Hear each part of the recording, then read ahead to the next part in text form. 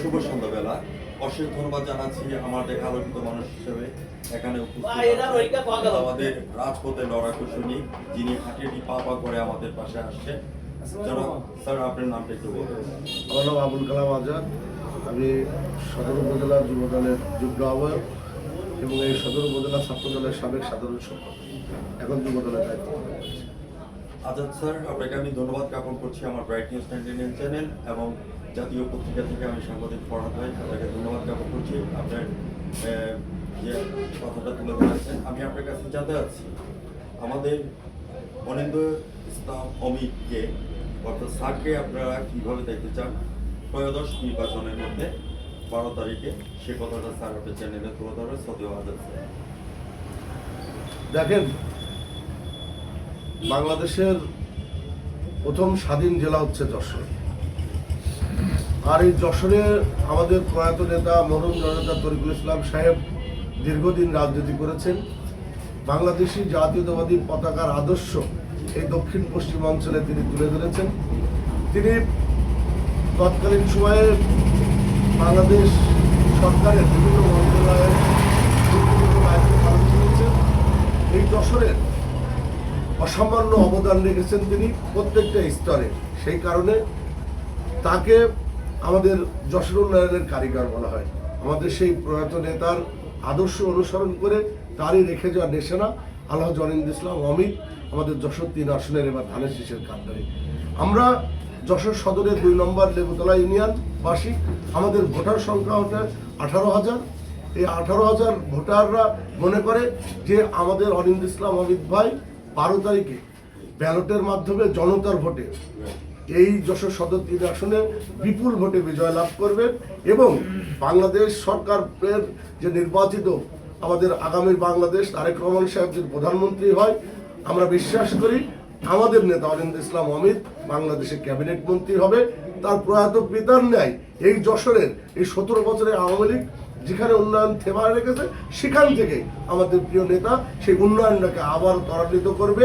এই অঞ্চলের মানুষের যে বৈষম্য ছিল, যে না পাওয়া ছিল, সেটা দূরীভূত করে একটি সুন্দর বাংলাদেশ বিনির্মাণে তিনি করবেন। আমরা প্রত্যাশা করি। ধন্যবাদ স্যার। পরবর্তীতে স্যার আমি আপনার কাছে জানতে চাচ্ছি আমাদের শহীদ জিয়াউর রহমান সাহেব খাল খনন করেছিলেন, কোনো মন্ত্রী মিনিস্টার এবং কোনো আমরা প্রধানমন্ত্রীকে দেখি নেই নিজ হাতে কোদাল নিয়ে খাল খনন করার জন্য। আজকে যদি উনি শহীদ জিয়াউর রহমান সাহেব যদি খাল খনন না করতেন স্যার, তাহলে কিন্তু আজকে আমাদের সারা বাংলাদেশের মধ্যে ডাম্পিং হয়ে যেত। তো খাল খনন সম্পর্কে কিছু কথা আলোচনা করে দেবো। দেখেন, শহীদ প্রেসিডেন্ট জিয়াউর রহমান আসলে উনি তো সৈনিক ছিলেন, বাস্তববাদী ছিলেন। আমরা আমাদের বাপ চাচাদের মুখে তার আদর্শের কথা শুনেছি। উনি সেনাবাহিনী থেকে এসে সিপাহী জনতার বিপ্লবের মাধ্যমে বাংলাদেশের রাষ্ট্র ক্ষমতায় আসে। তিনি প্রেসিডেন্ট নির্বাচিত হন। নির্বাচিত হয়ে এই বাংলাদেশটা তখন তলাভাঙা সরাসরি ঝুড়ি ছিল। তিনি এই বাংলাদেশে সমস্ত প্রান্তে ঘুরে ঘুরে কৃষক শ্রমিকের সাথে ঘুরে ঘুরে তিনি বাংলাদেশের সমস্যা নির্বাচন করে তিনি দেখেছেন যে বাংলাদেশটা কৃষি প্রধান দেশ, কৃষিকে আবার উন্নয়ন করতে হবে। তিনি চীন থেকে কৃষির জন্য নানা রকম প্রযুক্তি নিয়ে এসেছিলেন এবং বাংলাদেশে খাল খননের মধ্য দিয়ে তিনি কৃষি বিপ্লব ঘটিয়েছিলেন, যাতে করে আমাদের খাদ্যের স্বয়ংসম্পূর্ণতা হয়েছিল, আমরা সেটা জানি। এবং তিনি একজন নির্লোভী মানুষ ছিলেন এবং জাপান থেকেও তিনি আমাদের কৃষির যন্ত্রাংশ নিয়ে এসে বাংলাদেশে কৃষি বিপ্লব ঘটিয়েছেন। Bangladesh is an agricultural country. Jute and paddy is the main cash cow. It plays an important role in the economy of our currency. We are even foreign currency by exporting it, jute and paddy. We are lucky to say, especially in my heart, I thanks for the other sir আপনাকে আমি ধন্যবাদ জ্ঞাপন করছি যে ধানের শীষের যে কথাটা তুলে ধরলেন এবং আমাদের শহীদ জিয়াউর রহমান সাহেবের খাল খননের কথাগুলি তুলে ধরার জন্য। আমি বর্ণনা করি যে কে বলেছে আমাদের মাঝে আমাদের শহীদ জিয়াউর রহমান সাহেব নেই, প্রয়াত আমাদের খালেদা জিয়া মমতাবাই ভাই নেই। আমি দেখতে পাচ্ছি আমার সামনে আমার স্যার আজাদ স্যার এখানে আছেন এবং এখানে যারা আছেন ওনাদেরকে আমি আমাদের চ্যানেলে আমার ইন্ডিয়ান বিএনপি সাংগঠনিক সম্পাদক আব্দুল সাত্তার সাহেব, যুবদলের যুগ্ম আহ্বায়ক ফজলু ভাই, ওয়ার্ড বিএনপি সেক্রেটারি হাসান চাচা, ইন্ডিয়ান বিএনপির দপ্তর সম্পাদক আছে আমাদের কৌসার আলী। প্রায় 1000 লোক ছিল চলে গেছে। স্যার, আপনি কিছু কথা ত্রয়োদশ নির্বাচন সম্পর্কে তুলে ধরবেন আমার ব্রাইট নিউজ 99 চ্যানেল এবং জাতীয় পত্রিকার সঙ্গে আমি আছি সাংবাদিক ফোরাম। স্যার, ত্রয়োদশ নির্বাচনে আপনি কিভাবে আমাদের স্যারকে দেখতে চান? অমিত ভাইকে আপনি কি দেখতে চান?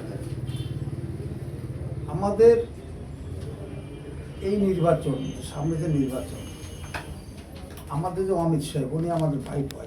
আমি দীর্ঘদিন ধরে তরিক ইসলামের সাথে রাজনীতি করেছি। আমি ইউনিয়নের 3 বার ইউনিয়ন যুবদলের সভাপতি, 3 বার ইউনিয়ন বিএনপির সামরিক সম্পাদক। তবে আমরা দেখেছি যে জনতা জনাব তরিক ইসলাম উনি এই ইউনিয়নটা ওনার নিজের ইউনিয়ন বলে উনি দাবি করে গেছেন। তারই ধারাবাহিকতার পরে উনি চলে যাওয়ার, মৃত্যুবরণ করার পরে চলে যাওয়ার পরে এখন তারই উত্তরসূরি যেটা মহিউদ্দিন ইসলাম অমিত, আমাদের ভাইপো, উনি তরিক ইসলামের ধারা একই ধারায় উনি অব্যাহত রেখেছে। তাই আগামী এই যে সংসদ নির্বাচন 12 তারিখে বৃহস্পতিবার, আমার তো মনে হয় না যে বিশেষ করে অমিত শাহ এবং ধানের এবং তারেক জিয়ার খুব বিশ্বাস্ত একজন মানুষ যারা মহিউদ্দিন ইসলাম অমিত, উনি আমাদের যশোর 3-এর থেকে উনি ধানের শেষ প্রতীক নিয়ে দাঁড়াচ্ছেন। আমার মনে হয় বাংলাদেশের ভিতরে ওনার এই প্রতীক, ধানের শীষের প্রতীকের বাইরে আমার মনে হয় যশোরে ওনার সাথে যে প্রতিদ্বন্দ্বী করবে, তাই না? আমার মনে হয় এটা আমাদের জানা নাই। বিশেষ করে আমি সেটা বলতে চাই না। যশোর সদর টোটাল সেটা যশোর ইউনিয়ন, আপনি আপনার ঘুরবেন দেখবেন আমার লেবুতলা ইউনিয়ন ওই পরিবারের বাইরে এবং ওই দলের বাইরে যার কোনো সুযোগ নাই। এবং আমার ইউনিয়নে অনেকগুলি কাজ করেছে।